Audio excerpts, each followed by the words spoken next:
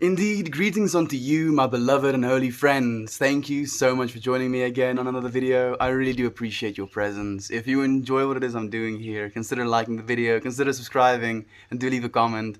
I try and answer every single one of them. Let's go live. It's day 82, my friends. Day 82.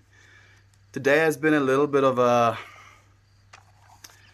an odd day. Let me just say odd. You know those days that you can feel kind of, melancholy, don't know exactly why it is you're feeling in the way that it is you're feeling, but yet you still feel these things, whatever these things it is you're feeling. So I wanna read something worth saying, and like I feel it's very relevant to what I'm going through right now, at least. But there is nothing you can wait for that will bring you the love you already have inside of you. There is nothing you can wait for that will bring you the love you already have inside of you.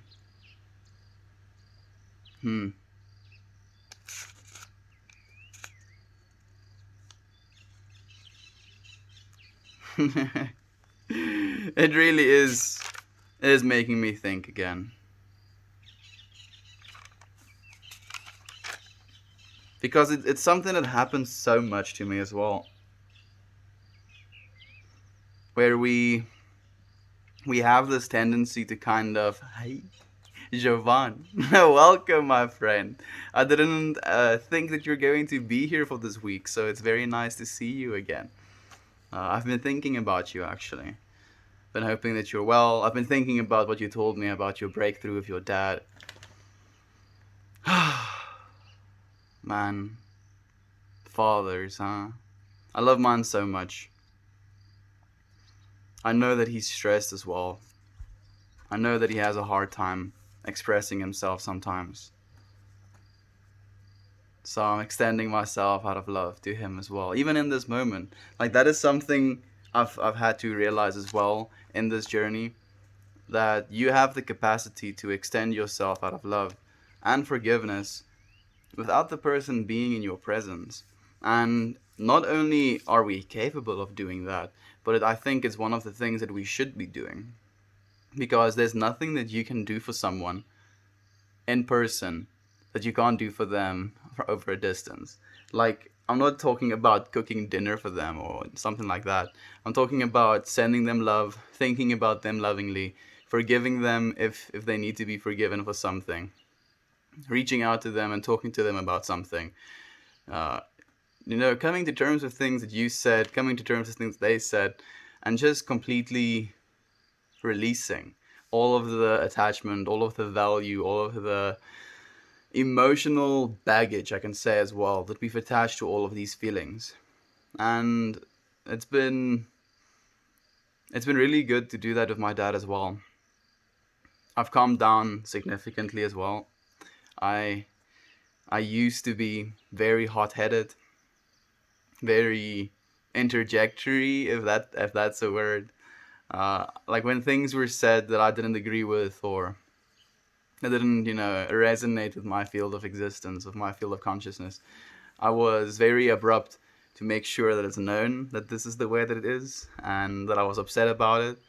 And it created a lot of conflict between me and my dad, because we never really saw eye to eye. He always saw me as this person that is ever unsatisfied, ever unsatiated as well. And I can understand that the reason I was the way that I was in that time of my life is because of all of the things that I've been through, of all of the things that I'm, prone to do. The way that my parents raised me, the food that I got to eat, the experiences that permeated my field of consciousness as a young child. And all of these things create these egoic barriers around us that create the type of, person that we are. That being said, that same, little boy that was unsatisfied, unsatiated, didn't get enough, is still inside of me. And it is partly the drive behind some of the things that I do still to this day. And I think coming to realize that I'm still doing that to myself. I'm still holding on to these I want to say traumatic experiences, even though they're not. They're not traumatic, and yet they can still induce trauma, and they can create ways that we think about things afterwards that almost hinder us. So, a very let me read some comments before I continue. Did you see any snakies this morning? Fortunately, not, my friend. No snakies. Self improvement is not easy sometimes. It really isn't, my friend. It really isn't. And that is something that I've been coming to realize more and more so every single day. And good morning, Jojo. Hey, I'm Tram. Good morning to you as well, my friend. Um, yeah, so something that I've noticed inside of myself. So today I did this exercise where it asks you to write down things that are blocks in your life or things that you feel created trauma in your life. And at least in my opinion, I've grown up very very sheltered in a lot of ways, where I didn't sustain trauma in the sense of sexual abuse, physical abuse. Not really physical abuse. There was an instance in my life where technically you could say that, but it was self-induced as well, and I know that, and I accept that, as everything is self-induced. So I've come to that realization. I've come to accept that as well. But the thing that I've been feeling and I've been thinking about lately is more so the financial trauma that I had in my life because of the things that I experienced, because of the way that my dad treated the subject of money and treated the just the energy almost that goes into the purchasing of things. And this is actually something that me and Dan had a conversation about yesterday. Where was it yesterday? I think it was yesterday. Yeah, either the days. I think it was yesterday, where we had this conversation about my dad being overly critical. For example, we go to a restaurant, even a fast food restaurant. It doesn't matter, and whatever I order, if it's something that's more expensive than a thing he ordered, he would have something to say about that. And this was something that permeated my field of consciousness from a very young age. And because I had this experience, because I felt this way about something as mundane as getting something to eat, it created this very real sense of, and I'm getting emotional just talking about it, of I'm not worthy. Man, I'm gonna put myself in tears. And it's still something that permeates, and it's not true. It's like the furthest thing from the truth. It is something that I've told myself as well. It's not something that anyone else had to tell me. And yet it continues. So, like today, my mom sent me two photos of like bed coverings. She wants to buy me something green or plant life-ish for my bed. And like my initial reaction to seeing her, wanting to buy me something is I have this part of me that starts kicking against it. It's like, no, no, I refuse. I don't want to get anything, because still at my core, at not my core, at my childhood self, that's what I should say, I still have this sense of unworthiness, this sense of lack, this sense of I shouldn't I'm not worthy. Literally, I'm not worthy of getting these things because what reason, whatever the reason is, unworthiness, I guess, would be the reason. And like my mom asked me which one should she get, and I told her, oh, get the cheapest one. And when I said that, I realized that that was me reinforcing this informational system, this belief, this lie that I've been telling myself for so long.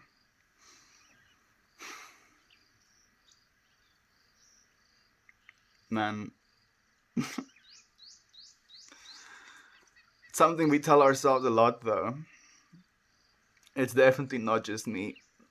And I see it in so many circumstances, in so many cases, of us feeling unworthy. feeling like we don't deserve compliments, feeling like we don't deserve praise, feeling like we don't deserve financial abundance, feeling like we don't deserve growth, feeling like we don't deserve spirituality.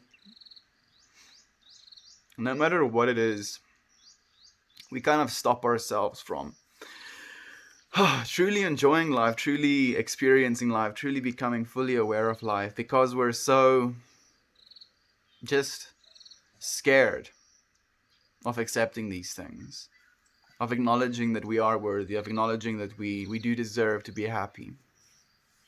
And it is it's not something that I want to continue doing in my life. I recognize this field of energy. I see it for what it is, and I really do want to move past it. It's not something that I want to continue practicing. Thank you for the hugs. I appreciate it, Dan. Let me read some comments. Good morning, friends. I'm glad to look forward to Melt Stream, even if I mostly lurk. It's okay. Side something, said something, said something. It's okay, my friend. You can lurk all you want. I'm always appreciative of just having you here in our presence, sharing this space, allowing us to feel the things that we're supposed to be feeling. And the more and more we become aware of it, and the more and more we allow ourselves to share and to grow, the more and more we come into this space every single day and spend time, self-improving. It's inevitable. It's going to be the way that it is. Wood wood, communication is creation. Yes, exactly, Dan. You're exactly right, my friend. So I'm not sure if I'm supposed to be sharing, Dan, but I'm very excited for you as well. Dan is working on a new song, and it's going to be called "Communication is Creation," and I'm thoroughly looking forward to it. Actually, before I take a sip of this water, I want to set an intention for why it is I'm drinking. And you know what? Like, the intention that came up in my mind instantly is worthiness. I am worthy of this glass of water. And every single sip I take of this glass of worthy water, I'm going to be empowering myself with the sense of being worthy. Being worthy of the very friends that are here right now, being worthy of the place that it is I'm living, being worthy of the planet it is I'm residing on, being worthy of the spiritual growth that I'm pursuing, being worthy of the financial abundance that I feel I've been lacking in my life, being worthy of friends and relationships that bring love and happiness into my life. We are worthy, my friends, and every sip I'm taking of this, I'm going to be affirming that to worthiness. Mm. Yeah, that tastes like worthy to me. We are moving past it right now. Yes, yes, we are, Dan. Yes, we are. And hello, Edmund, as well. Welcome, my friend. Booty, where is the braai? You're gonna continue asking for this braai until there is a braai. So, technically, there is a braai area right there, and it is in my plan to have the bonfire of love by the end of the year. So, day 365 stream is going to be like a completion of a cycle. Not a completion of the streams, but definitely a completion of the cycle. It's going to come full circle by the end of the year. So I've been thinking about it a lot. I've been setting so much intention into motion. And when I meditate, I think about these streams a lot and about the direction my life is taking, about the people that is entering my field of consciousness, the people that are allowing me to enter their field of consciousness. And when I think about these things, at least in the sense of us being a unity and this family that we're growing, and as this family grows, the amount of, conscious energy and intention and just consciousness comes together.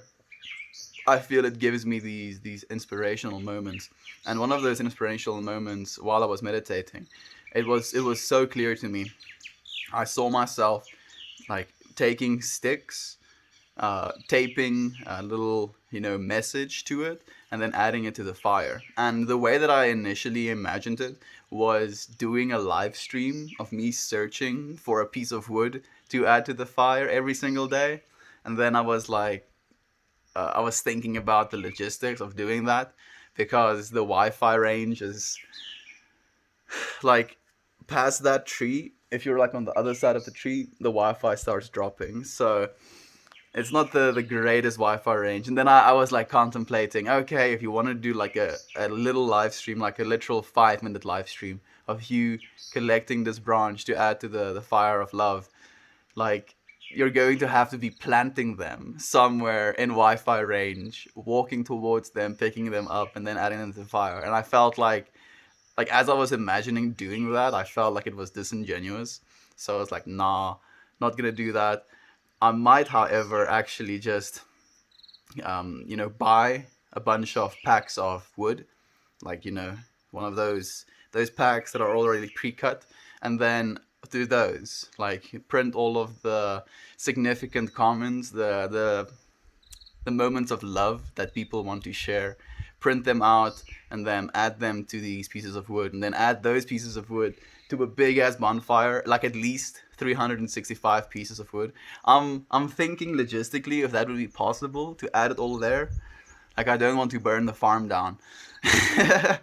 But I've been like putting a lot of conscious intention and attention into this like idea, and it's definitely something that I want to realize. So maybe by the end of the year, if it comes to me making this bonfire, I'll have enough coals to do a proper braai as well, dude. So just wait a few hundred days, my friend.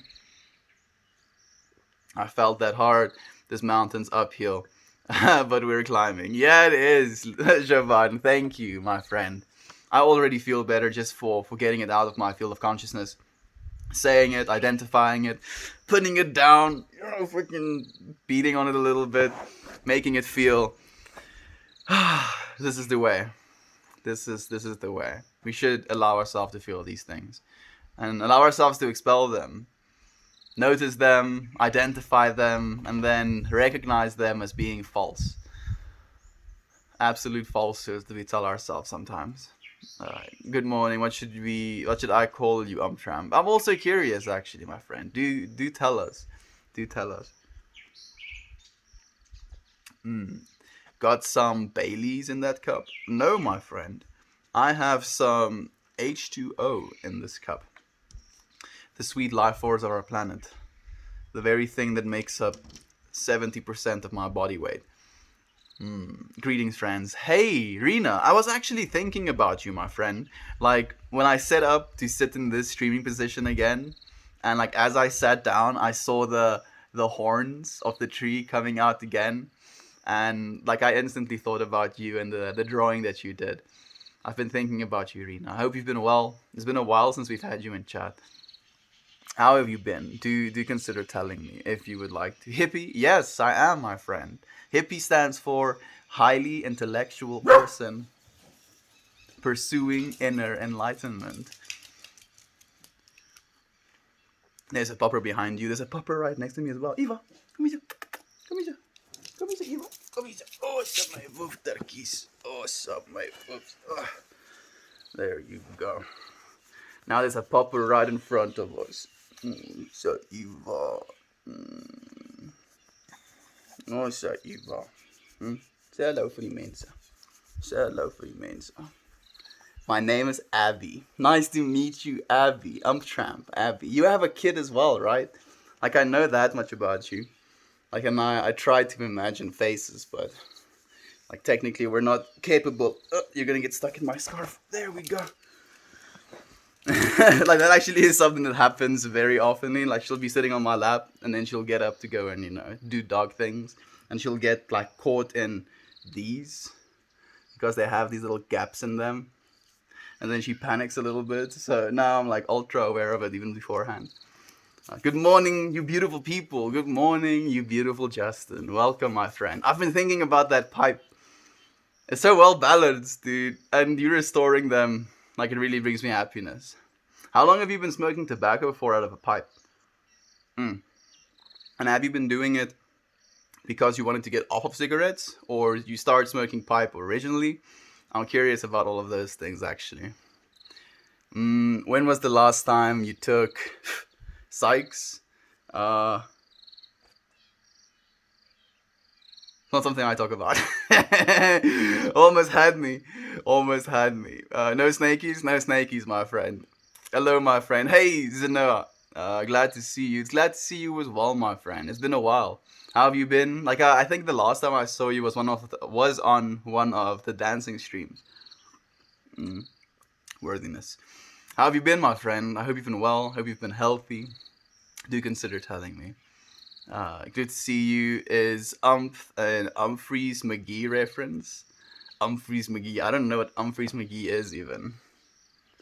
You will feel more wholesome if you embrace the doggo. Yes, I did. I did embrace the doggo, my friend. She is an absolute blessing in my life. While I was meditating today, like she came up to my hands and like I sit with like the cupping position between my between my thighs, and like I sit with my eyes closed, and then I can hear her like pitter pattering over the grass, coming closer to me, and then the next thing I feel is her nose like being pressed underneath my hands because I need to go and like pet her now. And I'm like, okay, open my eyes, give her some love. It was just such a nice break almost from the meditation. It was like, okay, you've been focusing on not focusing. Now focus on something worth focusing on. And I did, and it gave me so much, feel good, if you will. You look like you're an advocate for cat. You look like you do. Autistic platypus. I take that as a compliment, actually, my friend, because that would mean that I'm constantly at a changed state of mind, I guess, but not so much. How about a YouTube video? A YouTube video for the bonfire, or for the fetching of the sticks. That's not a bad idea. I could do that actually, Justin. The fetching of the sticks. Maybe. Now I'm really thinking about it.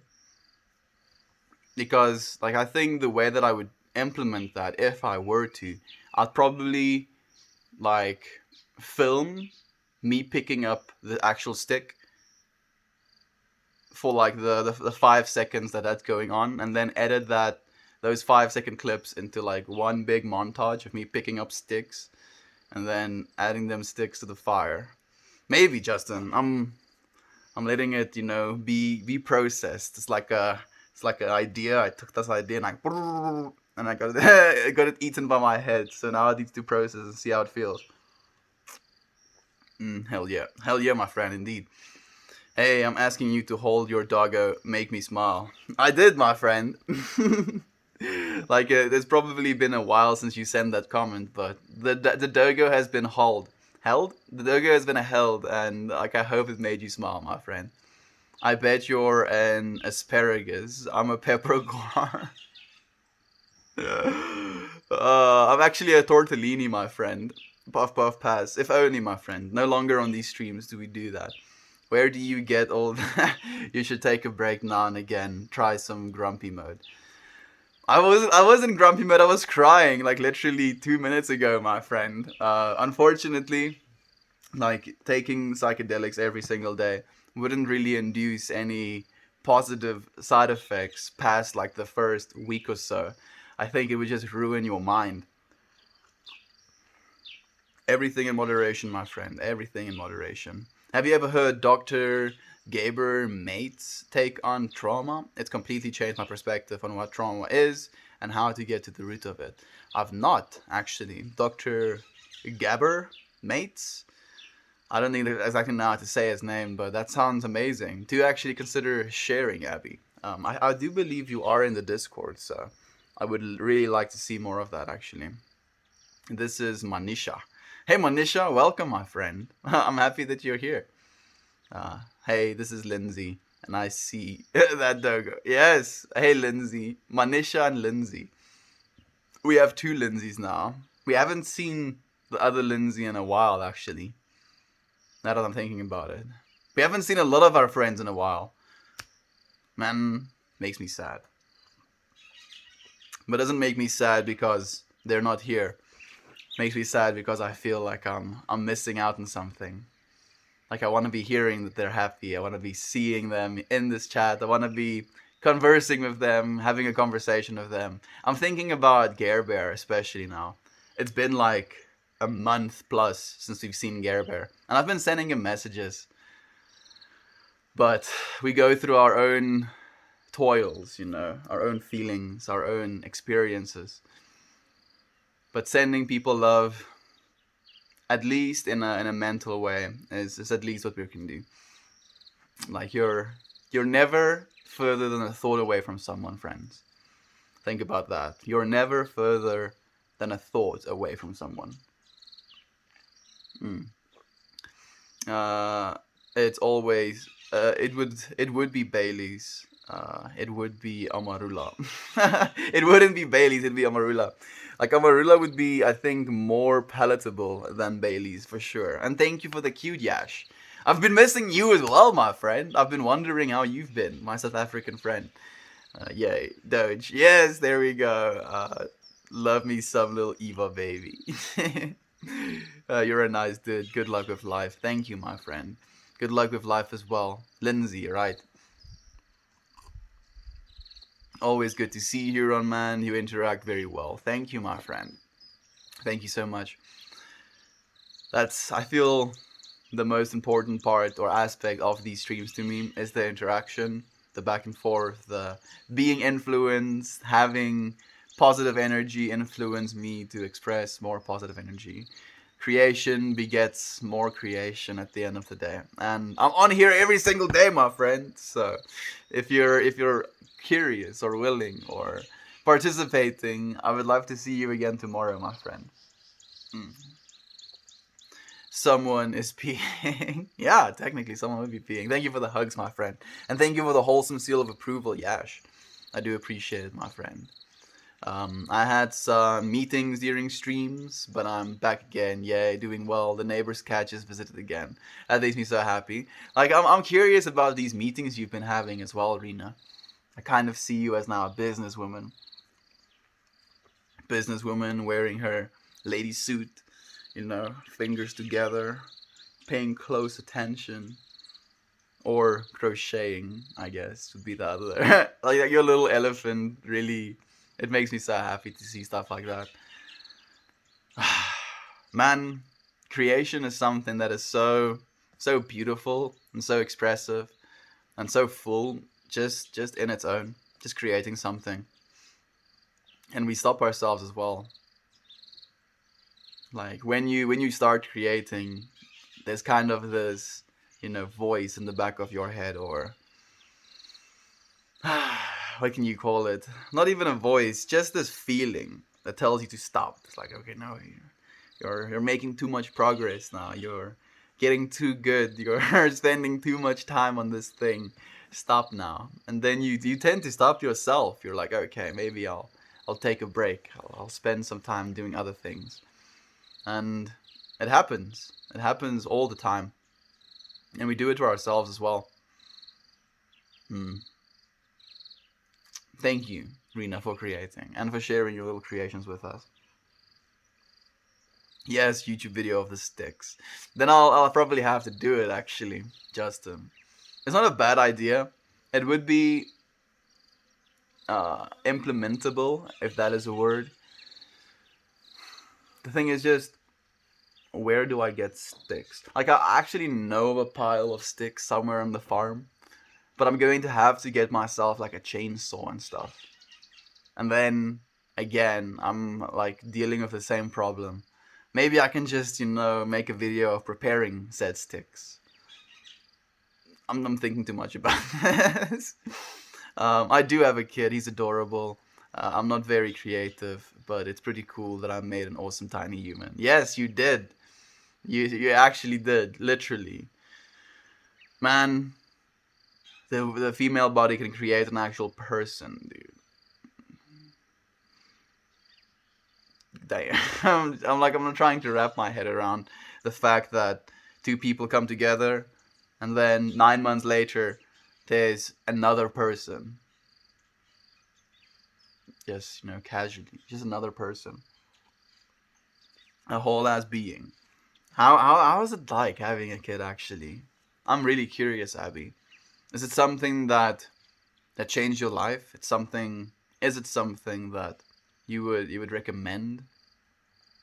What is the primary thing that you learned from that experience as well? I'm actively thinking about my future children as well, or child at least. Not in a weird way, if there's a weird way to think about it.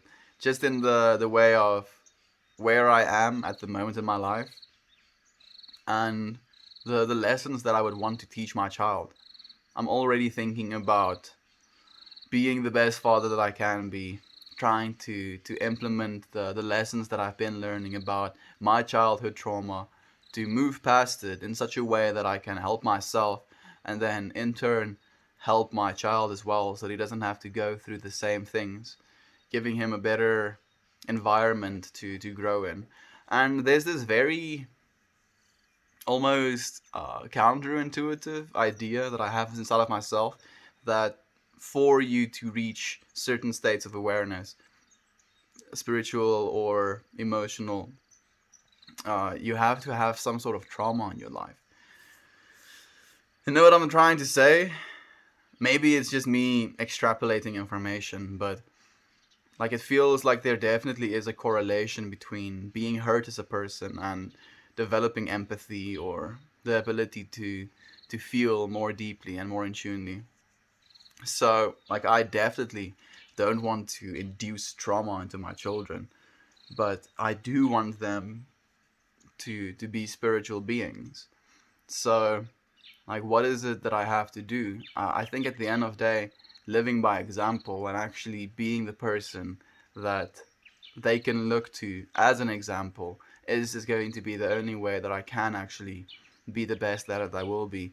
But then I'm becoming so aware of that as a thought as well. Like if I had a little being, and this is the thing as well about children, is people kind of think of like the being born to like 5 years old as like the stupid state of a child, like the state of a child where they don't remember anything, so you can say what you want in front of them. And I think that is actually the furthest thing from the truth. I think in that state of mind, as a child like that, you're so open and so prone to absorbing the information and the interaction and the actions as well of the people that you live with, of the people that are raising you. So this is something that I've become sorely aware of almost, where I want kids and it's very important to me that I'm a good father, and it means to me that I'm going to have to be there to spend time with my kids for the first 7 years of their lives, because like the first 7 years of a child's life is where when they're in like their theta brainwave state, so they're literally a little bit more suggestible. You can imprint more and with more power almost in them, mindsets and ways of thinking that can support them in their lives. So like I'm a very committed person. Like I feel more so than I should be sometimes. Like I'll neglect myself for my commitments, like 9 out of 10 times.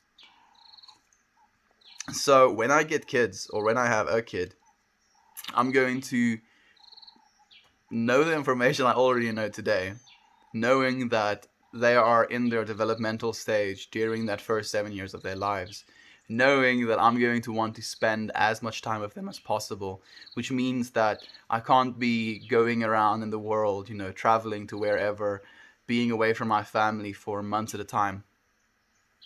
That's not something that I can allow, not something that I want to have in my life. Then I'm thinking, then the alternative is having my family come with me wherever it is I go.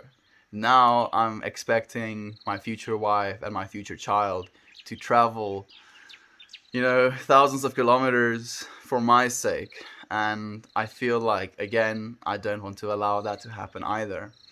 And then the alternative of those two things is to do the things that I want to do the traveling, and then have a family. But then I kind of create this condition for me to find love, and for me to even consider having someone or being with someone that is going to be in my life, that is going to allow for me to think even about having kids. And it becomes such a big problem where there's none at all. I'm 22 years old. I'm young. I'm not supposed to be worried about these things yet in my life. And yet it is things that I think about. And it takes away from my future. Or, excuse me, it takes away from my past because I'm living in my future. And it kind of creates this sense of, a deer in headlights type of scenario. Confusion, concern, lack of direction as well in some areas, because I'm being paralyzed by these thoughts of my future. And I don't know. Like, I can't know these things. It's not something that is completely in my control. So I should relinquish control over these thoughts, over these things that I want for myself and I want for my life. And I should calm down. I should just calm down and be present in this moment. And unless we do that, we're going to have a hard time being happy. And it's something that I'm so aware of. I'm realizing so much every single day. And yet, we still do it to ourselves. We still do it to ourselves. How are you doing today? Hey, combatant duck. I'm doing well, friend. I got some things out of my field of consciousness that I was thinking about today from yesterday's conversation. And I was like, I felt like I was holding on to these things. I was like, these things are hurting me. And then I was like, continue, like holding on to a cactus. That's what kind of like I was doing. I was like, oh, the unworthiness. And I was pressing this cactus against my face and my body, getting all, beat up because I didn't want to let go of this thing. And it's still something that a part of my childhood self is like kind of holding on to, but I'm like trying to slap his hand away. Like, no, leave the cactus alone. It's hurting you. It has seemed quiet lately. Yeah, it's been quiet lately, Edmund.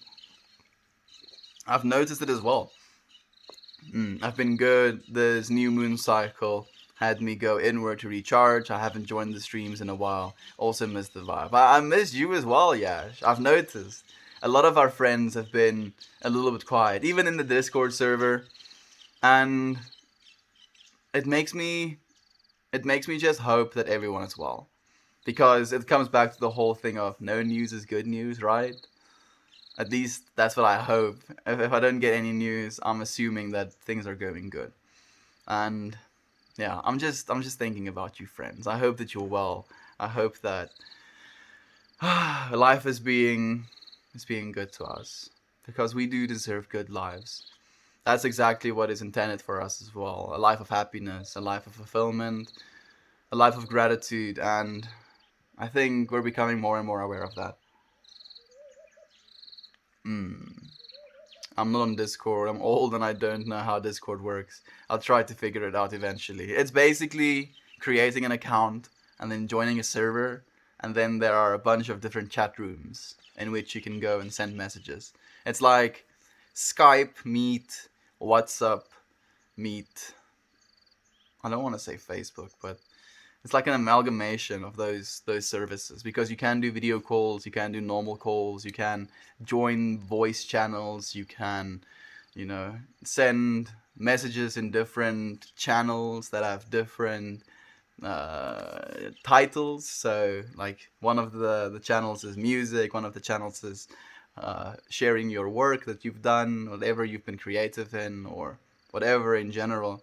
Some is general, some is introducing yourself. So it's not that complicated. I don't think so, at least.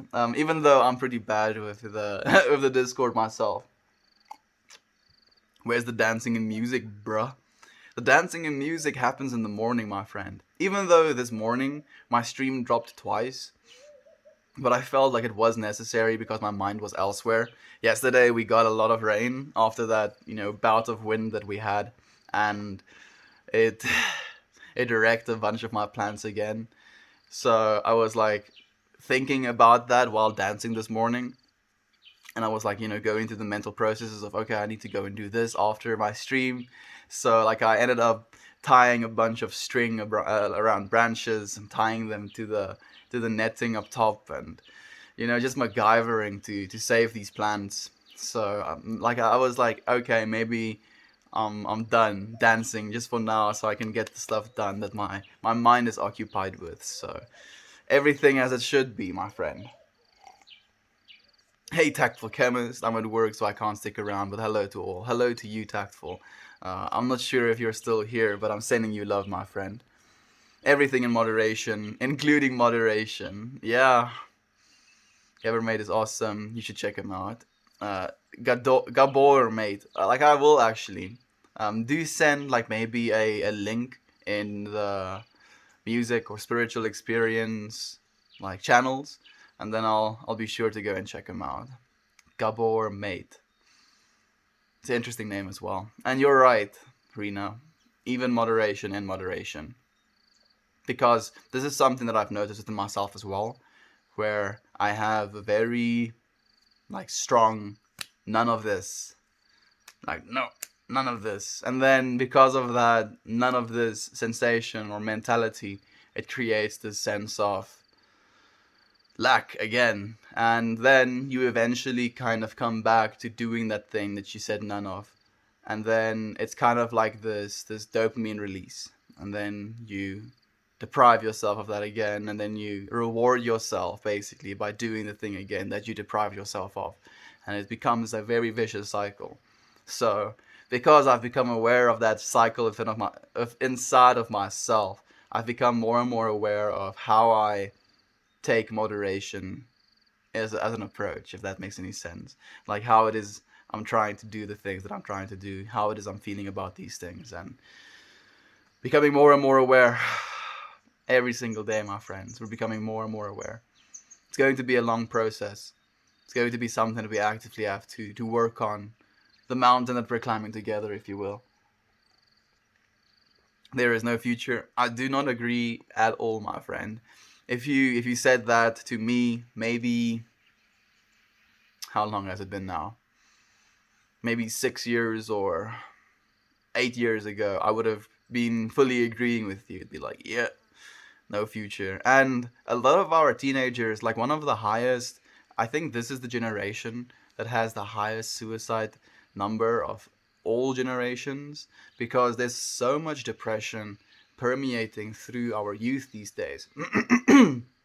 Because they're seeing the state of our countries, they're seeing the state of our planet, they're seeing the state of our economy, they're seeing the state of the joblessness, people having degrees, having to go and work minimum wage jobs.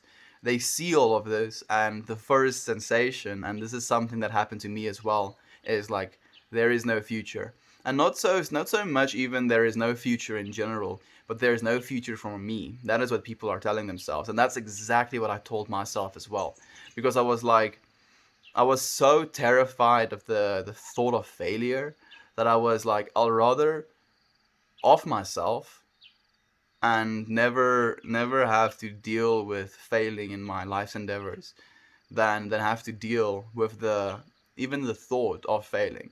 And I mean, I was trying to commit like, I'm so like scared to say these words, because these words are like hot topics and I don't want to get banned or anything like that, but it is something that is very necessary to be talked about. So like during that time of my life, I wanted to end my life because I was like, I have no future. I have nothing that is worth looking forward to. I have nothing that is going to create for me a sense of like security in this world. And I see this another one of our friends actually saying there is no future. The planet is messed up. It is, my friend. It is messed up. But saying that there is no future, you are decreeing something. And what we've learned is what you decree is.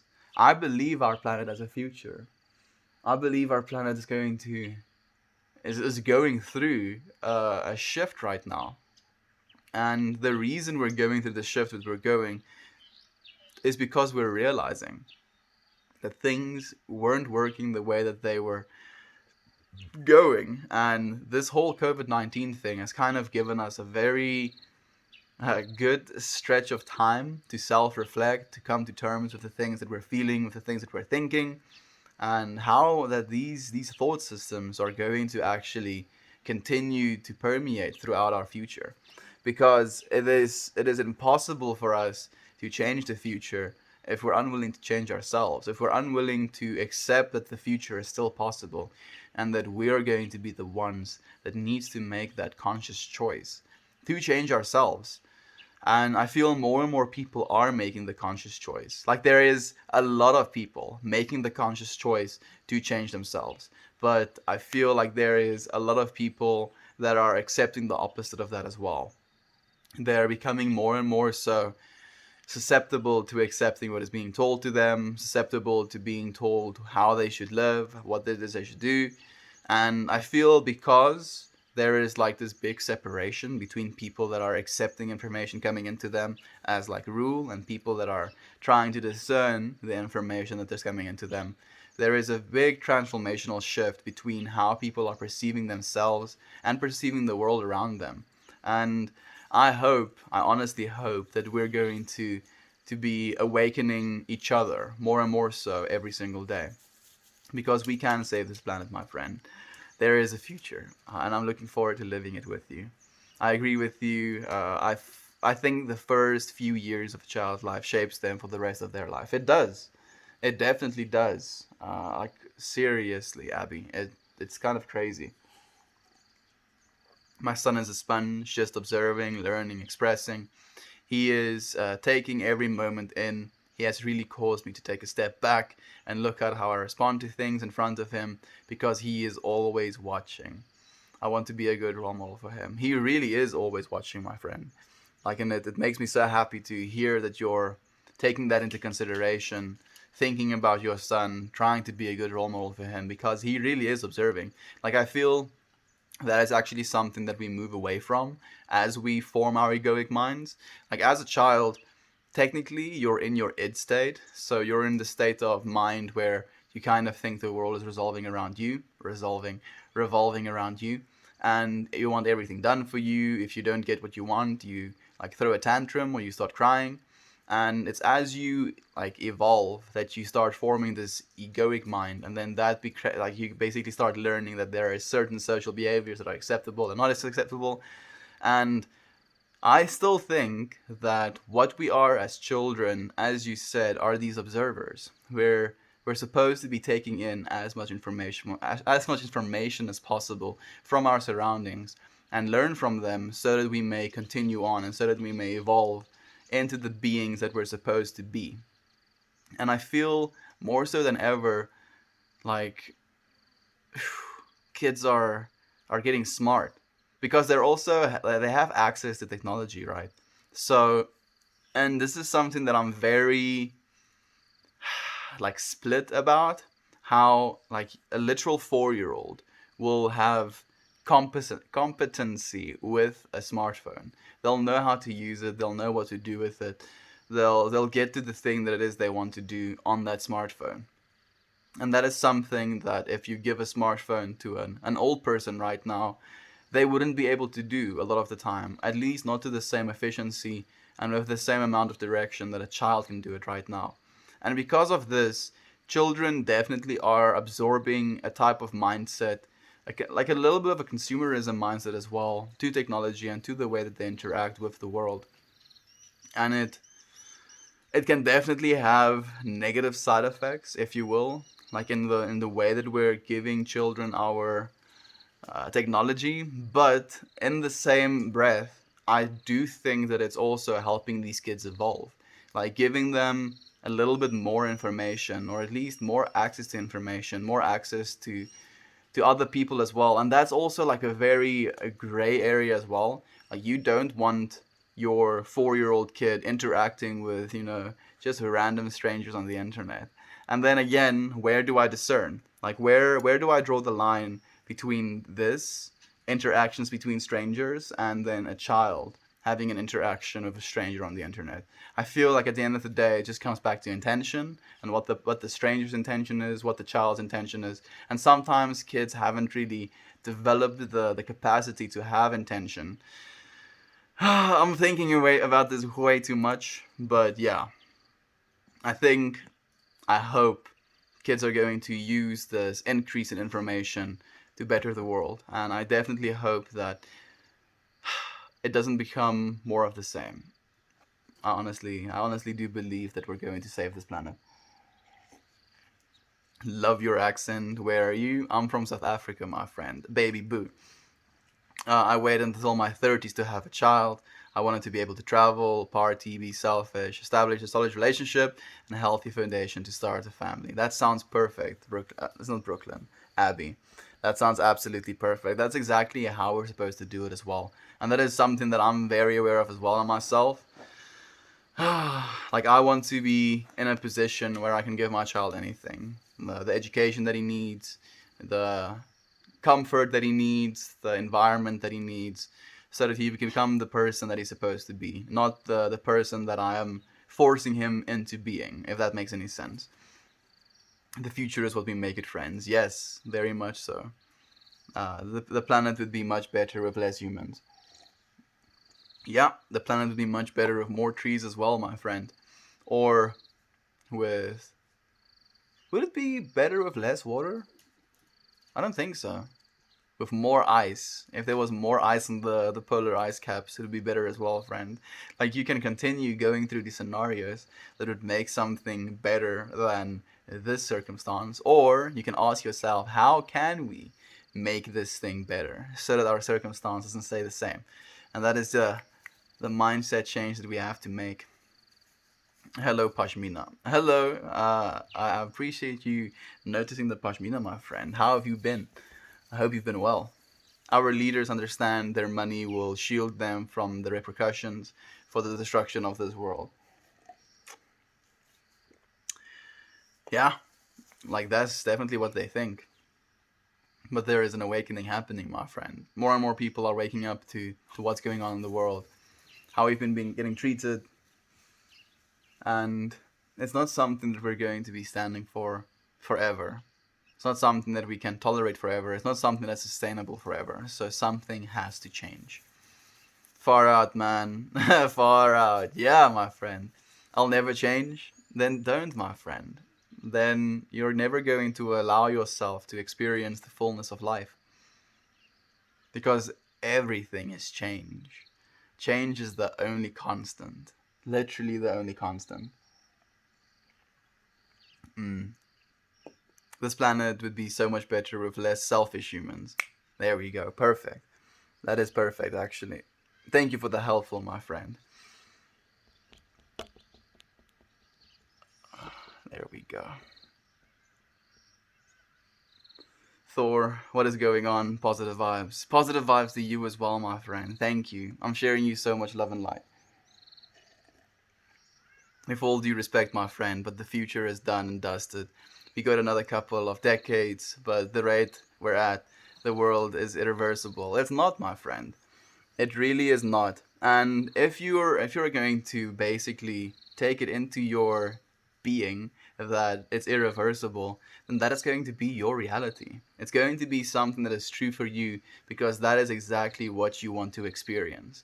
And if you're going to be living a life where you're like, oh, okay, guess this is the lot that we've been given, guess there's nothing that we can do about it, then you're literally sapping power away from yourself. You're taking all of your divinity, all of your capacity to change this world from yourself, and you're dealing yourself the hand of being a victim.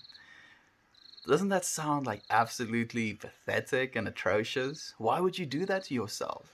Why would you want to be a victim? Why would you want to accept the lot that you've been given? Why would you want to be less than you are? You're a creator, my friend. You are literally a creator. Just by waking up this morning and making the coffee that you made for yourself, or the tea that you made for yourself, or the glass of water for that like fact as well, that you poured for yourself, that is you creating a whole experience for yourself. And now you're choosing to live the experience of, oh, this world is messed up, this world is going to end, this world is irreversible, however you want to say it. And you're like, okay, so the world is irreversible. boom, and you're dropping this pebble into your field of consciousness. And then you're sitting with it. You're like, oh, I'm feeling all of these waves of the pebble that I just dropped into my field of consciousness. I'm feeling this wave of, being messed up, and, the world is so against us, and nothing that we can do is going to save it. And that's you victimizing yourself. You're like, oh, this is how I want to feel. And you're going to feel that way. And you're going to continue feeling that way for as long as you continue participating in that state of mind.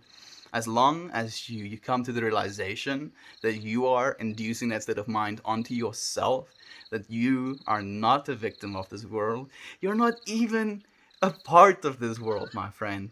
You're living in this world, but you're not of this world. The thing that is you is eternal and infinite. So even if, let's say, forbid, this planet completely perishes, that is not going to make a difference to life. Life is just going to be like, oh, that's unfortunate, let's make life again. And we can choose to be like, okay, so let's all perish and then wait for the second cycle of life to restart somewhere else on another planet, or after a few million years on this very planet that we're living on right now. Or you can be like, you know what, I recognize that things are a little bit messed up, and I recognize that things aren't great, but with conscious attention and conscious intention, we're going to change things. It's not a fact of like we want to change things, like it would be nice if we could change things. We are changing things, my friend. Literally right now, we are changing ourselves by listening to the things that we're listening to, saying the things that we're saying, experiencing the things that we're experiencing. We're changing ourselves, and we get to choose how it is we want to change ourselves, what it is we want to do, where it is we're going in this moment and in this time. You're rambling. Yes, I am, friend. Yes, I am. I ramble all the time. That's kind of the point of these streams in some ways. Change is a constant. Yes, it literally is. It's literally the one thing that we can get used to, is that things are going to change. Change is the only constant. Society is messed up.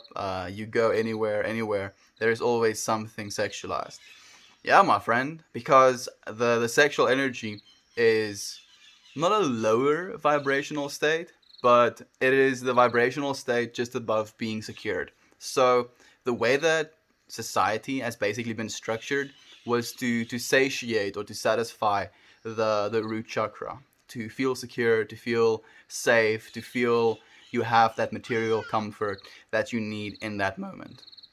Then, after we have that, which a lot of people on the planet Earth do right now, if you have a cell phone, you probably have like other material comforts as well, like food, access to water, access to internet. And then basically, because of that, we have this root chakra on a planetary, emotional, unity consciousness level.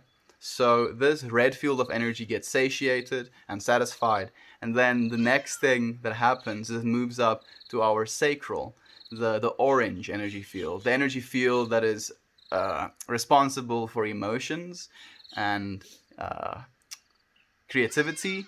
Not so much creativity as much with your voice, but a little bit of creativity as well, and sex or sexual energy.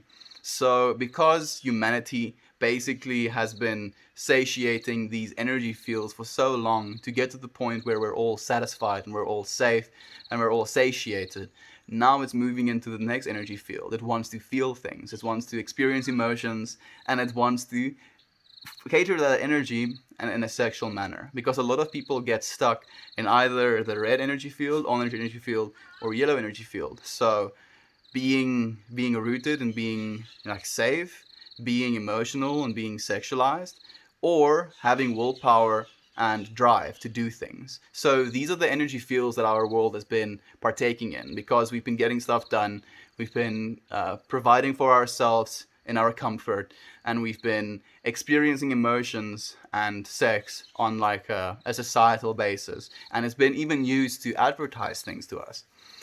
But those things are there for a reason, my friend. It's because that's where humanity was for so long. what we're starting to do right now is we're starting to walk through this double mirror, if you can call it like. It's like a mirror wall. Imagine like we have these energy systems that are partaking of, and now we can move to the next energy system, and that energy system is going to be the heart.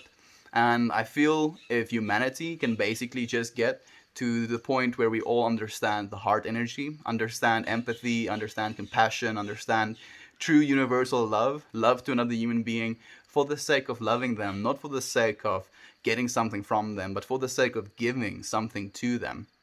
And then that conscious unity giving of love to the self is going to be what completely shifts this world into the next paradigm. And you can say I'm a quack, you can say I'm a crazy person. I'm gonna say I love you, my friend. Mm. And thank you for the energy that you're giving me, Dan. I appreciate it. It's never too late. It sounds weak. Yeah, it is. It doesn't sound weak. It is weak, my friend. And that's literally where depression comes from as well. Is you saying, "Oh, it's too late for me. Oh, it's too late for me. That's why I'm going to waste myself."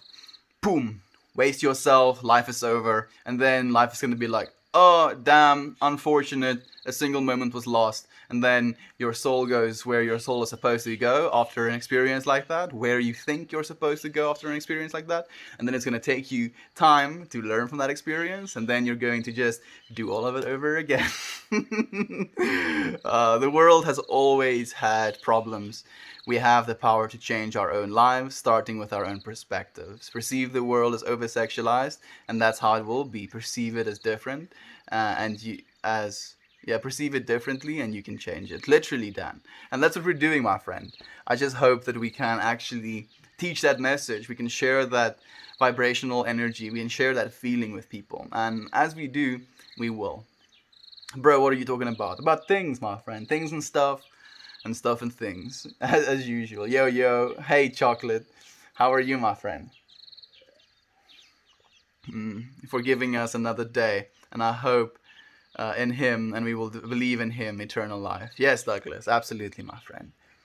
Use the drill press over there. The drill press. We have a drill press, but you shouldn't be able to see it. Like, it's not in frame. Society is image of individual. If you want to see the change in it, you have to start from yourself. Yeah, literally.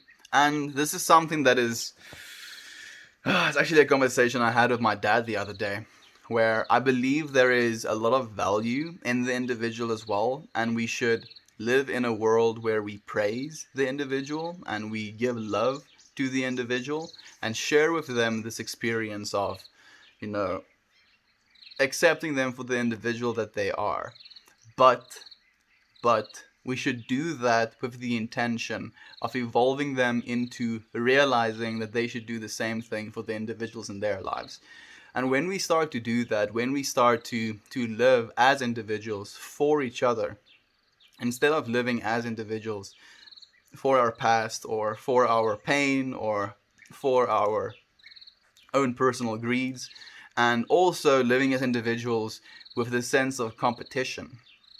I think that's also a big thing, and I feel it's again a power play because we have this competition of success. Like we can't be happy for someone when they're succeeding as well. We can't, congratulate them when a project of theirs is going well. And it makes me very sad that we as humans almost have lost this ability to celebrate each other's victories and to be happy for each other. And I feel it's very important for us to move back into being able to do that for each other, celebrating each other's victories, and then growing as a result of that together, instead of trying to smother each other because someone else is succeeding or ignoring their successes, stuff like that. So as we continue moving closer and closer to our divinity, we start to realize that loving each other and giving each other that unconditional love that we all crave is going to be how we're going to save our world. Where are you? Oregon, I'm guessing. I'm in South Africa, my friend, actually. The lowest vibrational energy. Yeah. That's why I have not watched pornography or fast for 35 days. Well done, my friend. That is very good. I've actually been on the same like vibe. And yeah, I agree as well. I don't think there's anything inherently wrong with it. This guy's name is Kyle. My name is not Kyle, my friend.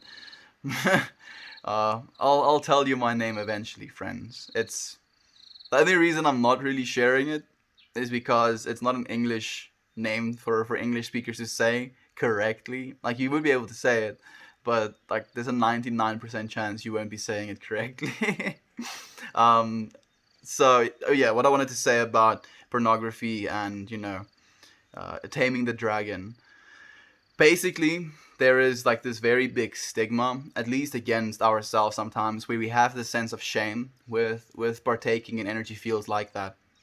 And I think the most important thing is to realize that we all have these almost like baser human needs, and that it isn't doesn't make us any less. It doesn't take away from our divinity. It is another energy field that we have within inside of ourselves that is necessary to be experienced for the sake of experience.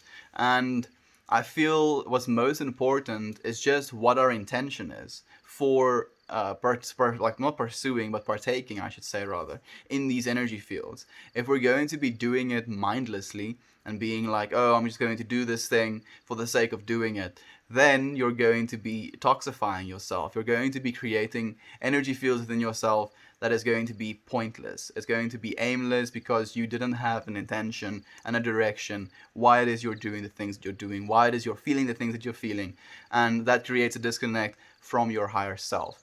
But if you go with it, if you go into it with intention, I feel intention kind of comes from the third eye or the brain.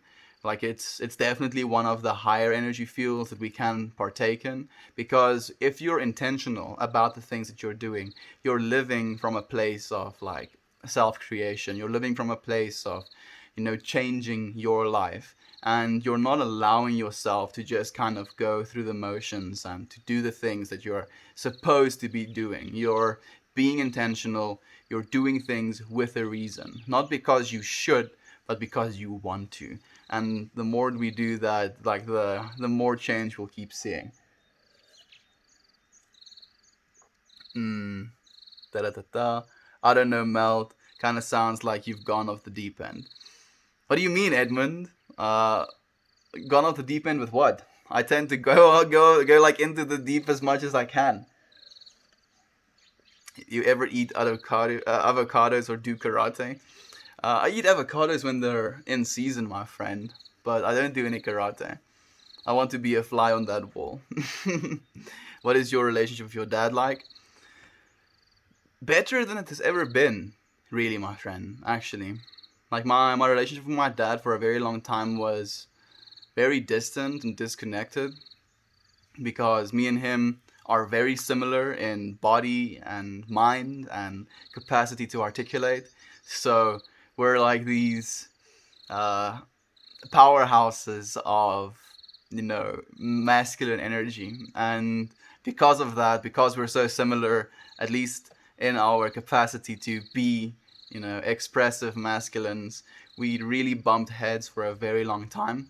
But ever since I've allowed myself to be a little bit more balanced and a little bit more aware of my masculine and feminine energies, I have allowed myself to be a lot more calm in situations where initially, at least in my old state, I would have reacted from a place of defense, because I feel that's like one of the masculine energy things that we do as well, is we try and defend ourselves, right? So we're like, no, don't you dare try and poke at this belief system that I have, or don't you dare poke at this friend that I have made, or don't you dare poke at this relationship that I'm in. And instead of now becoming angry or becoming defensive of those things, I just become very inquisitive. Like the state of mystery again. I ask him, why these things? Why do you say these things? Why do you feel these things? Let's communicate about them. And ever since I've allowed myself to be a little bit more level-headed and calm, it's helped me improve the relationship I have with my dad. Do you mean wall? You spelled it wall. I think he means wall, like with two L's. Mm. And it has been possible only because of the support of kind Redditors. I'm happy, my friend. Reddit is a absolutely amazing platform because you get to reach out to people that are sharing the same belief systems as you, sharing the same feelings as you know, following the same subreddits as you, however you want to call it. We allow ourselves the experiences that we need in our lives, my friends. That is the one thing that we're constantly doing, creating for ourselves these experiences. True man, when you apologize to someone, you do not become weak, you're stronger. Yeah, yeah, literally. Literally. Because becoming aware of your capacity to forgive someone as well, and like that's the thing as well, when you're apologizing, I feel like you're basically allowing yourself to forgive yourself as well, because you're coming to the point where you're recognizing, okay, I did something wrong. I'm supposed to be feeling so and so because of the thing that I did wrong. And then you're allowing yourself to be forgiven for your wrongdoings. And by asking someone for forgiveness, like it's very important to forgive yourself in that moment as well. And as you said, it makes you more powerful. It doesn't take away from you. I kid, you were telling people to call you crazy. There we go. Yeah, please do. I love you. I love you. Still, Edmund. Mm. Hi, friends. Little Red here. I haven't caught a stream live in so long. I've noticed, Little Red. I have actually noticed. I've been thinking about you as well. I've been thinking about was it EPA test? I might be completely wrong, but I've been thinking about the tests that you've been writing. I've been thinking about the nightmares that you have. I've been hoping that they're better. I've been hoping that that reoccurring thing hasn't been coming back to you. I've been hoping that your test has been going well. Do tell me, Little Red. I've been thinking about you. How's life been? What have you been up to? Think with your head, not your emotions. Your head, my friend, your intellect, is very humble and, excuse me if I say, very stupid servant of your heart. Because your heart, and it doesn't have to be this beating organ inside of your physical body. Your heart, I believe, is the place where your soul resides.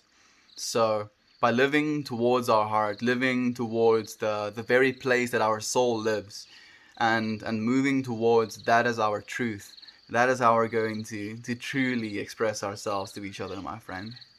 You can't earn someone's forgiveness. They either see to forgive, they either see to forgive or not to. Yeah, my friend. So they either get to choose whether they want to live in an illusion or to live in the truth, because the only truth is love and forgiveness. Those are the only truths, and the opposite of those is, you know it, judgment and fear. Because like if you really think about the reason you've been doing things in your life, you'll basically realize it's one of those four reasons. You're either doing it out of love and forgiveness because you love yourself. That's why you're doing something good for yourself, for your life, for the people around you, for your environment. Or you're forgiving yourself or the people around you or your environment. Or on the other side of the fence, you're doing things because you're scared or because you're in judgment. And once you become really aware of that fact, that you're either doing things out of love and forgiveness or judgment and fear, then you kind of like stop yourself in your tracks and you ask yourself, why is it I'm doing this thing? What is my intention for doing this thing? Am I doing this thing out of fear? Am I doing this thing because I'm of judgment? In judgment of my brother, of my sister? Or am I going to love them? Am I going to forgive them? Am I going to try and mend these relationships, mend this thing that happened, and actually feel the way that it's supposed to be feeling? And you show people a different perspective. Yeah, showing people a different perspective is very important, I think, as well. And thank you for the helpful, my friend. Thank you for the motivation, man. My energy to you, your energy to me. Catch you later. Take it, my friend. And I'll see you again, hopefully soon. Sending you love and light, my friend. Are you deciding truth now. I'm not deciding truth, my friend. I'm just saying the things that are truth to me. And that's the only thing that we can ever hope to do. Missed you, Mel. You're so thoughtful. Had another intern yesterday for audiology. I think it went well. I'm happy, Lil Red. I really am happy. I do think about you, and I'm happy that you're here. It makes me so happy to see you. One-legged bunny, thank you for the wholesome, my friend. Do all things with love. Yeah, literally. You can even go and study with love. I'm going to use you as an example now, Little Red. Because if you're going to have this fear or this judgment of oh, studying is not fun, then you've decreed it, and it will be so. That is going to be the thing that you experience, because that's the thing that you've asked to experience in your field of consciousness. So by becoming aware of that and moving past that, we're basically going to allow ourselves to love ourselves and tell ourselves that the reason I'm going to study right now is because I love myself so much that I don't want myself to be stressed about the answers when I get to this test. And then once you make that informational shift inside your mind, it becomes a lot more easy to do the things that we're supposed to be doing for ourselves, and from a place of love instead of a place of fear and judgment. Appreciate you spreading your positivity, dude. Keep spreading your truth. Thank you, Jugger. I will, my friend, and I appreciate you so much. Different Ed? No, my friend. To answer you without giving any information more than that, no. It's not something that I talk about on stream, but I can honestly tell you, no. Love you, brother. I gotta go. I'll catch you and the friends on Discord. Goodbye, Edmund. The stream is coming to an end very soon as well. We have 2 minutes left. How do you get over fear or insecurities? So it seems we have a few comments. I'm struggling with job application. I need to do these applications of love. Thank you for the reminder, Little Red and Mel. You're so welcome, Dan. And I'm so happy that you're using that information for your own betterment. Literally, tell yourselves, I'm filling this thing out because I love myself and I want a better job for myself. And I love the people that are going to be my employers. And I'm going to apply so that I can go and be the expression of love to wherever it is I'm going. And when you fill out your applications, your CV, whatever, with that mindset, I hope that it helps. I actually like if people call me crazy, because then they can't complain if I do weird stuff. I mean, they already called me crazy. Exactly, Borg, 007. I've not seen you in forever, my friend. Welcome, and thank you for being here. I appreciate you being here so much. But I do actually want to answer... I won't be able to skip these long comments. Your question about how do we get over fear or insecurities, my friend, is just coming to the realization and being sure to tell yourself the truth that is true always. I am loved, loving, and lovable forever. I am loved, loving, and lovable forever. I am loved, loving, and lovable forever. This is the truth that's true always, my friend. And if you can repeat this to yourself and you can come to that realization, your fear and your insecurities kind of melt away. And it just comes back to the whole becoming aware of it, my friend. Actively becoming aware of it. No, why is it time that doesn't fit in the realm of truth? That's not freedom. Why would your time the streams unless there is an ulterior motive, my friend? So the reason there is a time is because I spend about 22 minutes transferring the footage from my footage capture phone to my computer. Then after that, I spend about 30 minutes editing my footage. Then I spend between 32 and 37 minutes rendering the footage. Then I upload the footage to YouTube. And then by the end of this whole process, it's usually about 8 p.m. And I try to be in bed by 9 p.m. because I'm usually up. Not usually, I've been up for the past 2 months before 5 a.m. in the morning. And then I either dance or I meditate or I play kalimba or do something like that. So there definitely is a motive for me ending the stream, my friend. It's so that I can do the things that I'm supposed to do to get the things done that I'm supposed to get done. And yeah, that's the gist of it, my friend. That is what I need to do. I've been falling I've been feeling like it's gonna be a drag, and it has been a drag. No more though. Onwards and upwards, Dan. I'm so happy that you're feeling that way, my friend. Yo, how are you doing, G? I'm doing well, Enkai. I've been doing really well, my friend. I hope that you're well as well. Brother, how is timing the streams truthful and honest? How is that freedom? I just gave you my answer, my friend.